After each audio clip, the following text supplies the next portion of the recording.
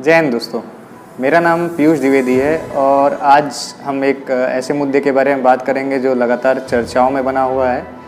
वो है यूक्रेन और रशिया का विवाद। परंतु मैं विवाद के बारे में बात नहीं करूँगा, मैं बात करूँगा आखिर हमारे यहाँ के जो बच्चे हैं, जो MBBS स्टूडेंट हैं, वो यूक्रेन पढ़ने जाते ही क्यों हैं। तो सबसे पहले हम ये जान लेते हैं कि भारत से कुल कितने बच्चे यूक्रेन पढ़ने जाते हैं। तो लगभग 19,000 बच्चे ऐसे हैं जो यूक्रेन गए हैं वहाँ अपनी MBBS की डिग्री करने, और उसमें से ज़्यादातर जो बच्चे हैं वो दिल्ली, हरियाणा और नोएडा साइड के ही बच्चे इंटरेस्टेड रहते हैं यूक्रेन जाके पढ़ने के लिए। तो कारण देखेंगे इसका, पिछले वर्षों का ग्राफ देखेंगे कि क्या ट्रेंड रहा बच्चों का जाने का, और साथ ही साथ ये डिस्कस करेंगे कि आखिर ऐसा होता क्यों। तो सबसे पहले हम ये जान लेते हैं कि प्रमुख कारण क्या है। प्रमुख कारण ये है, भारत में जो MBBS की फ़ीस है वो काफ़ी ज़्यादा है प्राइवेट कॉलेजेस में या प्राइवेट यूनिवर्सिटीज़ में।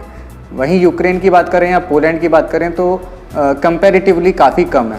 जैसे आप ग्राफ में देख रहे होंगे, भारत में जो MBBS करने की फ़ीस है वो, और यूक्रेन में वहीं वो ग्राफ काफ़ी कम है। पोलैंड में थोड़ा सा ज़्यादा है पर भारत से कम दिखाई देता है।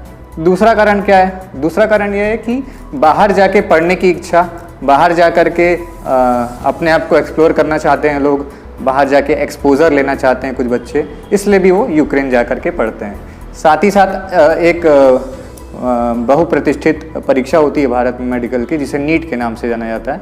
तो नीट का जो पेपर है वो काफ़ी टफ होता है, आप सभी जानते होंगे, उसका कट ऑफ काफ़ी हाई जाता है। तो नीट का जो पेपर है उसके जो कट ऑफ के मार्क्स हैं, ज़्यादातर बच्चे वहाँ तक पहुँच नहीं पाते। वहीं यूक्रेन में जो मेडिकल एंट्रेंस एग्ज़ाम होता है उसमें यदि आप क्वालिफाई भी कर जाते हैं तो आपको कॉलेज की सीट अलॉट हो जाती है, और भारत से काफ़ी कम खर्च में आप वहाँ MBBS कंप्लीट कर सकते हैं। अब साथ ही साथ मैं आपको एक और ग्राफ दिखाऊंगा। 2016 से लेकर 2018 तक का जो ट्रेंड है वो देखिए। 16 में आप देख रहे होंगे लगभग 7,500 बच्चे यूक्रेन गए और वहाँ जा कर के अपनी MBBS की डिग्री की। 17 में वो जो संख्या है वो 10,800 के आसपास पहुँच जाती है। वहीं 18 में वो संख्या बढ़कर पहुँच जाती है लगभग 15,000 बच्चों के आसपास।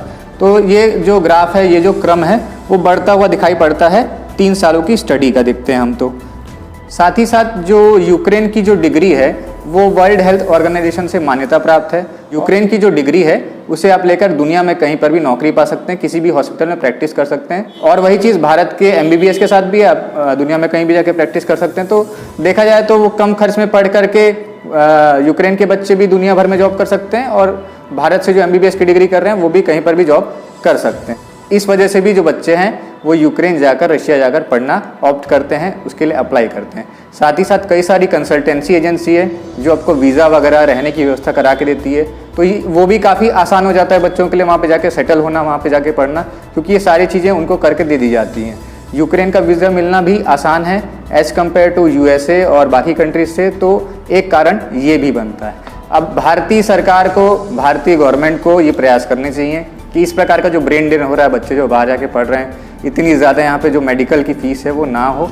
यहाँ पर फ़ीस में कुछ रियायतें रख दी जाएँ, कोई स्टैंडर्ड सेट कर दिया जाए जिस वजह से जो बच्चे बाहर जा रहे हैं वो यहीं रह के अपनी डिग्री कर लें। और इस प्रकार का जो क्राइसिस आता है कि हमें अपने ही बच्चों को इवैक्यूएट करना पड़ता है, फ़्लाइट्स भेज करके उनको वापस बुलाना पड़ता है, कई बच्चों को कई दिनों से भी खाने की भी दिक्कत हो रही है, बंकर में वो लोग छुपे हुए हैं। तो वैसी कंडीशन से बचने के लिए भी सरकार को प्रयासरत रहना चाहिए, ऐसा हमारा मानना है। तो दोस्तों, ये वीडियो कैसा लगा हमें बताइएगा, और अगर आपको ये वीडियो अच्छा लगा तो शेयर करिएगा। धन्यवाद।